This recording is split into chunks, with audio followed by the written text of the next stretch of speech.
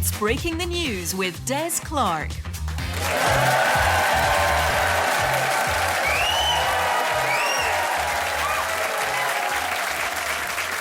Des Clark, and this is Breaking the News, the show that breaks the week's news and asks four opinionated panellists to put it back together again. With me are four fantastic comedians. On my right, we have Athena Cook-Blenu and Chris Thorburn, and facing them are Alistair Beckett-King and Kathleen Hughes. In the news this week, thousands in Shetland and Orkney have been without internet for days. Locals are coping by going back to their traditional method of communication, shouting into the wind and hoping for the best. Curators for an exhibition have found a complete handprint left 4,000 years ago on an ancient Egyptian clay model. They were able to get an exact date, as written under it was Cairo Young Team 12 BC. And the Lionesses have triumphantly won Euro 2025 and have put their win down to team spirit and resilience, with Lucy Bronze playing the whole tournament with a fractured tibia. Steve Clark wants his players to adopt a similar attitude, although they were a wee bit concerned when they saw him turn up at training with a crowbar and a hammer. Right, you've met our teams. Let's crack on with round one.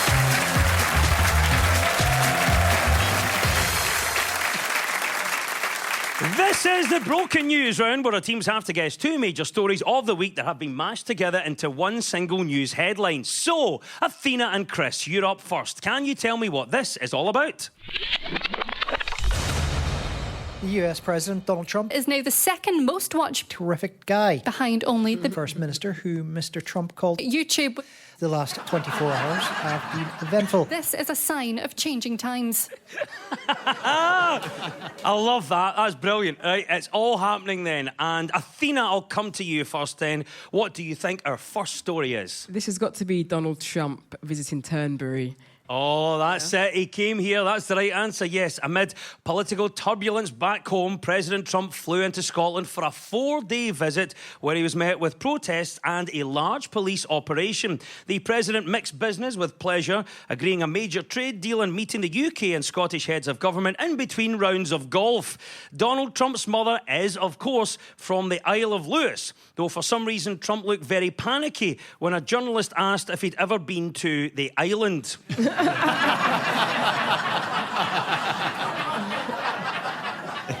Well, there we go. Donald Trump has been in Scotland over the past week. Athena, do you think Mr. Trump enjoyed his time here? I don't know, but I'm grateful every day that he has Scottish heritage and not English. Because we don't want him. Do you know what I mean? We don't want him turning up on Christmas Day. You know, he's your problem. Chris, what about it? What a week it's been. How do you think Mr. Trump enjoyed his time here? Oh, I think he's had a fantastic time because he's so thick. He's so dumb. Like, have you ever met somebody who's so stupid that you can't insult them because they don't know they're being insulted? Because folk came out in droves to protest, but they were doing this thing that we do here, where like when we protest people, we really Scottish it up. You know, we use all the Scots language, and I don't think he caught on that he was being insulted. He's just like, they're calling me a rocket. They're calling me a big shiny rocket heading straight to the moon. They're calling me a jobby because I'm creating so many jobs. They're saying I'm making America jobby again. They say Trump's on fire. They're calling me a roaster. Alistair, it's been quite a week here in Scotland. So what do you make of it? Do you think Donald Trump enjoyed his time here? I think to the extent he's aware of anything he does, he did enjoy it. Yeah, I think I know Donald Trump really, because I know how he feels about Scotland, because I'm also half Scottish. My mum is Scottish, his mum is Scottish. We're basically the same, you know? We both have a Scottish first name, for example. We both claim to be 6'3". Melania won't touch me either.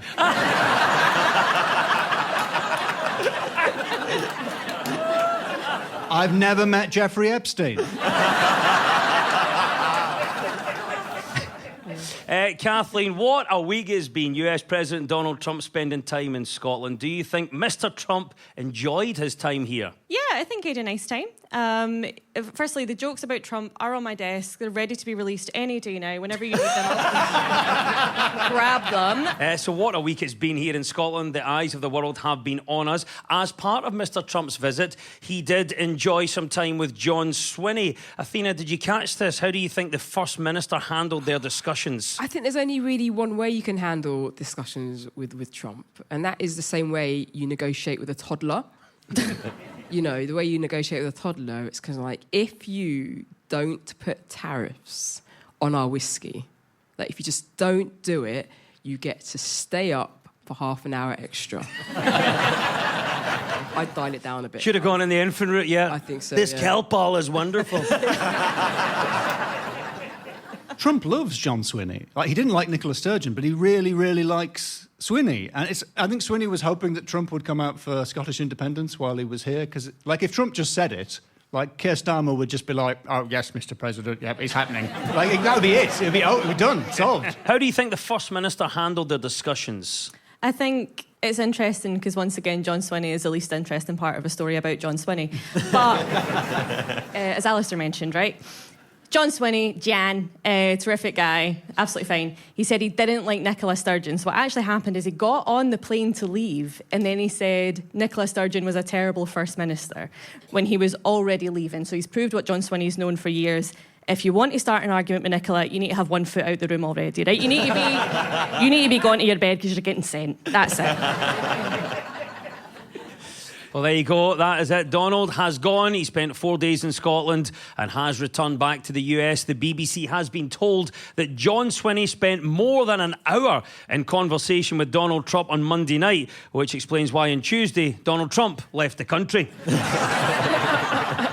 Well done, Athena and Chris. You get 2 points for that. It was, of course, Donald Trump's visit to Scotland. Right, Alistair and Kathleen, what was the other story we were after? So is this the story that YouTube is overtaking traditional media channels? That's the right answer. Well done. Yes, Kathleen, good spot there. Yes, YouTube has become the second most watched media service in the UK, behind only the BBC. The media regulator, Ofcom's latest annual report reveals that while most households still rely on traditional television sets, they're increasingly using them to watch streaming platforms. Why do you think viewing habits are changing? We're getting more used to watching social media clippable content, right? So it grabs your attention in a way that traditional media just can't. We've got clickbait titles, you've got hooks, you've got clips that are completely irrelevant to the video you're actually watching playing underneath the video you're actually watching with no sound. I can't watch the telly now unless I have a smaller screen underneath playing Family Guy in complete silence. Honestly, unless you start putting Sally Magnuson on the news saying, get ready with me to present the headlines, number 3 will shock you, I think you're goosed. You need to catch up. It's just the way things change, you know? TV killed movies, YouTube is killing TV, something else will kill YouTube, you know? I get all my news from stickers at bus stops. I think that's the way things are going to go. You know, if you want to know where the Socialist Workers' Party is organising, if you want to know about any cool local bands, it's all there in your local bus stop in half-peeled-off stickers. That's all you need. That is a brilliant thing. I don't know where you live, but that sounds a bit posher than I'm from. I know where to hire a skip. Viewing habits are changing, Chris. Why do you think this is?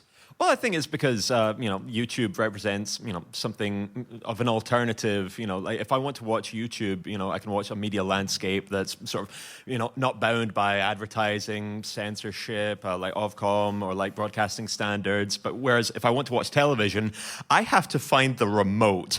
And I don't know where it is, Des. My wife has so many cushions. We had a dog once. I don't know where she is now. Athena, what about you? Why do you think viewing habits are changing? I know exactly why, and we'll all be, we're part of the problem. The BBC is brainwashing everybody. So to get away from it, we've got to watch people unboxing things on YouTube. Things that I suddenly now want to buy. Why would I watch TV when I can watch YouTube and live a free, independent life? Well, obviously, we're looking at the growth of YouTube and other sites like that taking over from traditional TV. What is the best thing you've discovered online, Alistair? If you're about my age, then the music videos from when you were a teenager have a top comment where someone is remembering a person who liked that song who is now dead. Every single one of them. Chris, what is the best thing you have discovered online? Are we familiar with the website Cameo, where you can sort of like pay different celebrities? Like they will set a price, and then you can pay celebrities to record a little message for you. One of the things is, if anybody's familiar with the TV show Breaking Bad, in the early seasons there are two henchmen who don't speak, who are identical twins.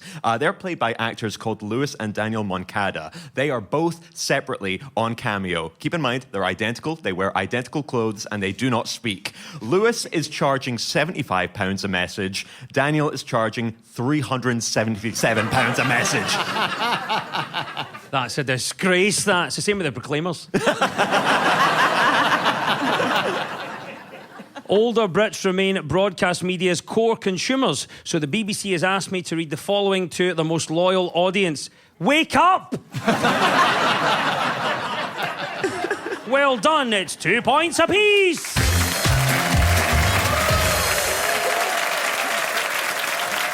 Now, much of our news is about public opinion, so to find out what stories people are talking about, we spoke to two friends of the show. The youngest ever winner of the Great British Bake Off, Peter Sawkins, and star of the hit series Department Q, Leah Byrne. So, Alistair and Kathleen, what is Leah talking about here? I just love sitting down. All the best things happen when you're sitting down. You get to watch telly, enjoy a cup of tea. I got like an Apple Watch to try and like force myself to do it. And you feel really good when you have done it. Then the guilt sets in when there's a day when you don't want to. That's when the watch, I hide from it. That's when I put it on the charger and I don't make eye contact with it. This is about our daily steps, right? Bang on, I'll take that. Well done, Alistair, that's correct. Yes, new research suggests that 7,000 steps a day can be enough to boost your brain power and help protect against a range of different diseases. It's seen as a more realistic target than 10,000 steps, which was commonly considered the benchmark to reach. The figure of 10,000 steps can be traced back to a 1960s marketing campaign in Japan. Back then, it was the number of estimated steps that you'd have to take to outrun Godzilla. So there we go. Right answer, Alistair. What about you? Are you into this? Have you been aiming for 10,000 steps a day? At the moment, I'm staying in Edinburgh, where I think it's impossible to do fewer than 10,000 steps a day. There's a few things I've learned. First of all, it's pronounced pedometer. Do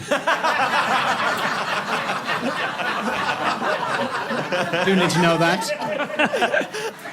It's very difficult to follow the advice. I've been taking 8 steps a day and drinking about 10,000 glasses of water.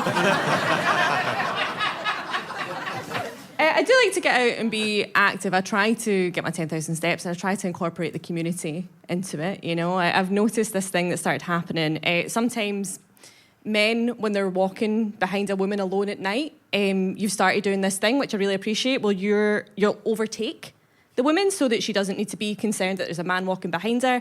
It helps us feel safe, really good stuff. What I've started doing is walking faster to make it impossible for him to overtake. The men of Glasgow had never been faster or fitter. You're welcome, that's on me. Thank you very much, Kathleen, providing a service. Athena, what about you? Have you been aiming for your 10,000 steps a day? You know what? I used to aim for 10,000 steps, but now I'm at the stage where I'm just aiming to just get out of bed. I'm 43 and I feel it. I wake up and I feel a bit achy and I've been sleeping. Why do I ache? And do you ever like get a little ache in your knee and think, oh yeah, there's a storm coming? Well, I can certainly relate because I've been getting back pain ever since I turned 19. But no, I have been trying to be healthier. Trying to walk more, trying to eat more fruit, trying to do 2 birds with 1 stone. Like every Sunday, I take a brisk stroll from the East End to the Greengrocers. I call it my orange walk. So what is the one bit of health advice that you regret following, Alistair? When I was a kid, there was one miracle cure that everyone believed in. I grew up in the northeast of England, and it was flat Coke. Was that a thing here? Yeah. Yeah, it was like a panacea in the 90s. Has he got an upset tummy? Give him a flat Coke. Not a fizzy Coke, man, you're trying to kill him! There we have it. Yes, 7,000 steps to boost your health is the right answer. Well done, Alistair and Kathleen. You get 2 points for that. Right, over to you, Athena and Chris. It's your turn now. What do you think Peter is talking about here? I really thought it was coming back into fashion. People that are a lot cooler than me are definitely into it, and I see loads of people picking it back up again. Maybe people are just watching the videos and not actually taking that next step of going and trying it out for themselves. I've got my own nice, slow-paced hobby, making scones, making cakes, making some shortbread. So I think I read that apparently like sewing and knitting is in decline in the UK. Yeah, bang on. That's right. Well done for getting the right answer. A new survey suggests that many traditional skills might be dying out. Apparently, only 27% of us can operate a sewing machine confidently. Only 16% of us are proficient knitters. And a measly 10% of us can crochet. Experts say if we're not careful, many of the old housekeeping skills will be lost, like sewing, knitting, and slowing down the electric meter with a big magnet.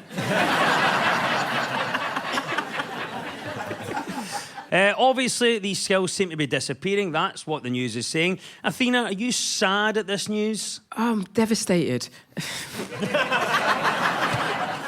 It's sad in the sense that if you've got nothing to do, it's a good thing to do. But then you could also read a book, you know, or go for a run, you know, or there's lots of things you can do. But if you want to do it, you can do it. And if you don't want to do it, you don't do it. And I think that's good for all hobbies. And that's kind of my line on it, really. It seems fair. It seems logical. Are you sad at this news, Kathleen?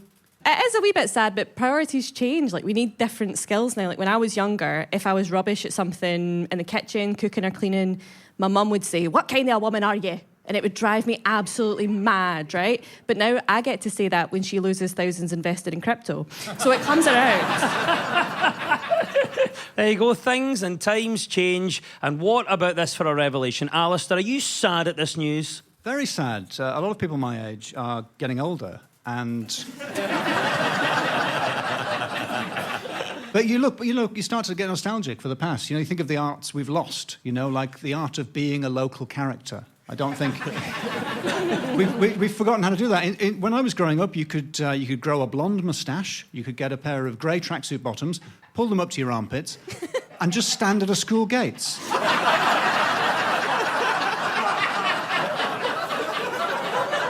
What a character, people would say.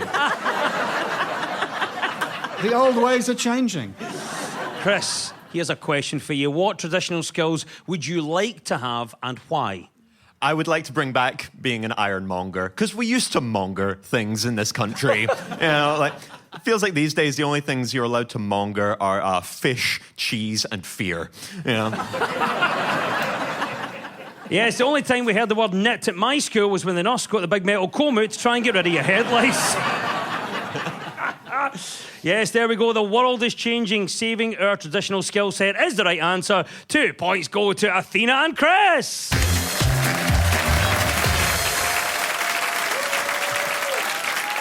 This is Breaking the News from BBC Radio Scotland with me, Des Clark. Now, this round's all about who's in the news. I'll play you a clip of a mystery person. All you have to do is tell me who it is. So, Athena and Chris, you're first this time. Who is this? I used to always sing with my mother on the piano. She was a vocal coach. So I would learn songs that I wanted to sing. And so that's where it started. That is Mariah Carey. Yes, that's the right answer. Singer Mariah Carey has said that ageing just doesn't happen to her, as she refuses to acknowledge the passing of time. Asked about how she deals with ageing, Carey said, "I don't allow it. It just doesn't happen. I don't know time. I don't know numbers. I do not acknowledge time." Mariah Carey isn't the only singer to have unlocked the secret of anti-aging. There's also Mick Jagger, who's looked 82 for the past 30 years. Chris, is Mariah right? Should we just ignore ageing? Well, to counteract, I would say age is just a number. You know what movie taught me that? Grease. Grease taught me that a 40-year-old can be a teenager. I saw Grease in the cinema last year on re-release, and during Grease Lightning, you could hear everybody's knees cracking. Kathleen, what do you think about Mariah Carey's statement here? Is she right? Should we just ignore ageing? People, and women in particular, should be allowed to be excited about ageing, right? When I was 20, I thought I knew everything. and I'm 30 this year, and I now know I was an idiot. I can't wait to be 40 and find out what kind of idiot I am currently. Right?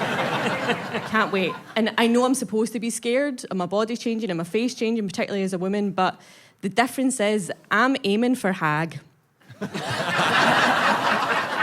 You can't fear aging if the goal is cackling old women. I'm going to be fine. Embrace it, bring it Exactly. on. Athena, what do you think then about what Mariah is saying? Mariah Carey denies ageing. What do you refuse to believe in? Yeah, I appreciate I'm saying this in a devolved state, but I refuse to believe in the Labour government. Like, I just refuse to believe it's real. This can't be real. Like, this has to be a fever dream that we're living in right now. We're going to wake up and it will be something worse, probably. What about you, Chris? What do you refuse to believe in? Men's moisturiser. It's not a thing. It's just moisturiser. Like you see an advert for a regular moisturiser, and it's just like, listen, you get dry skin. Everybody gets dry skin. Use Dove. You see an advert for men's moisturiser. For some reason, it's always a guy rock climbing in a blizzard. And then a voice comes on like, your face takes a beating every day because you're a man. You know, face petrol, available in fragrances like roast beef and smoky bacon. I'm laughing at that. I've got one in my bag called Man Cave. Alistair, thoughts on this one? Mariah Carey denies ageing, but what do you refuse to believe in? I don't know if I can say this on the BBC, but I don't believe in TV detector vans. They've just got a list of all the properties that don't have TV licenses, and they check them. I just don't believe the technology exists. To be sure about this, I looked up on the TV licensing website, and they've got a page, how do the detector vans work? And it says, and this is a quote, some aspects of the equipment have been developed in such secrecy that engineers working on specific detection methods work in isolation, so not even they know how other detection methods work.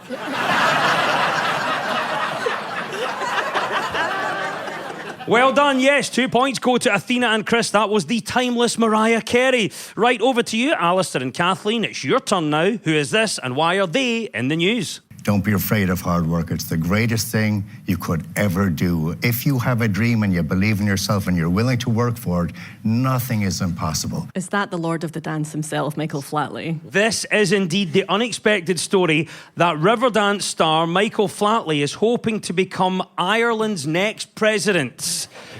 The news came out in a legal case over work done on his mansion in County Cork. Flatley's barrister, Ronnie Hudson, has said there had been a material change in circumstances for Flatley, and he's set to move back to Ireland in the next 2 weeks in the hope of running in autumn's election. Michael Flatley is keen to bring the people of Ireland together, presumably in one big long line. Michael Flatley back in the news. Could be the next president of Ireland. Alistair, are you surprised to see this? Imagine if I wasn't surprised. Imagine if I'd been waiting for this moment. Yes, it's finally here. Come on. Michael Flatley, old Mickey Flats. Yes, he's rich. He can do anything. Rich people can do anything they want. You know, we laugh at him, but he could become Taoiseach, you know? We laughed at Donald Trump when he wanted to be president. We laughed at Brexit, you know? We laughed at Liz Truss. Rightly, in that case. But, you know, it could happen. Athena, are you surprised to see this? I was surprised, because I was surprised it wasn't Bono. It just feels like more of a him thing to do. You know, I'm surprised Wogan never went for it in his day. there were so much bigger heads than Flatley. You know, I didn't realise this. So I started thinking about it. So, you know, he's decided, you know, if Wogan didn't do it, if Bono didn't do it, I'm going to step up and do the right thing. So good for you, Michael. Well, there we have it. Michael Flatley says he's going to run to be the president of Ireland. But if not Michael Flatley, who would you make the president of Ireland? Kathleen? I think Ireland deserves a president who is compassionate and realistic. So I'd like to nominate my grandmother-in-law. She is an 84-year-old Irish lady. Her name is Nuala. She's my favourite person in the world, right? When I saw her recently, right, she said, Kathleen, I think your face is exquisite. But I am legally blind, so...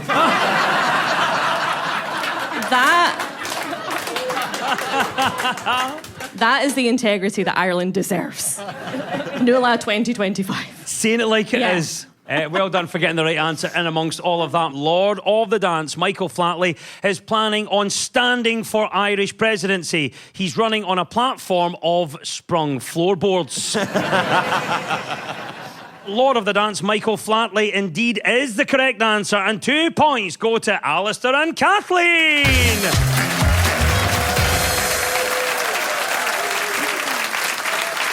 It's time now for our final quickfire round, which is all about deciphering the numbers in the news. I will read out a headline. All the teams have to do is fill in the blanks. So get ready, teams. When we run out of time, you'll hear this. I was shocked. I really was. That's Rosie O'Donnell there. On that time, she forgot to earth a plug. OK. Practical advice on breaking the news. Here we go. Fingers on buzzers. The UK gets its first what in 350 years? Athena. Is it bank holiday without rail replacement buses? The UK gets its first what in 350 years? Kathleen. Decisive victory over the Spanish. The UK gets its first what in 350 years?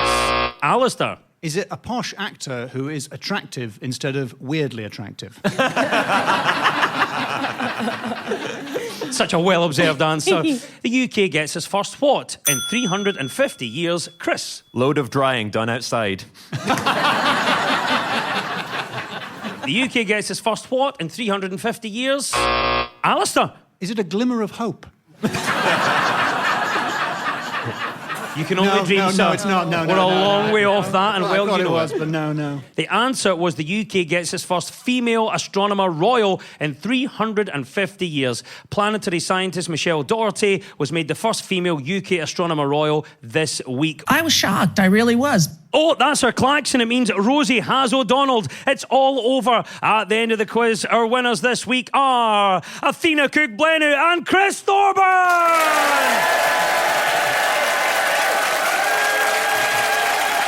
Commiserations to Alistair Beckett-King and Kathleen Hughes.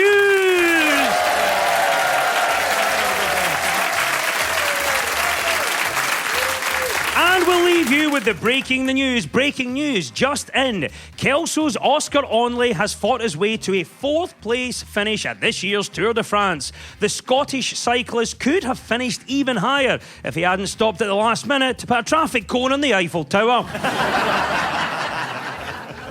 In an attempt to boost birth rates, parents in China are being offered 3,600 yuan a year for each child under the age of 3. A similar proposal received a warm welcome from parents in Scotland until they realised it wasn't a straight swap.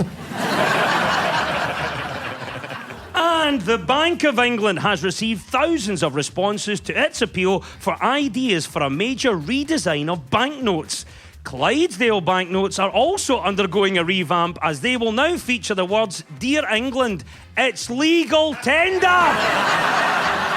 The news is broken. I've been Des Clark. Goodbye.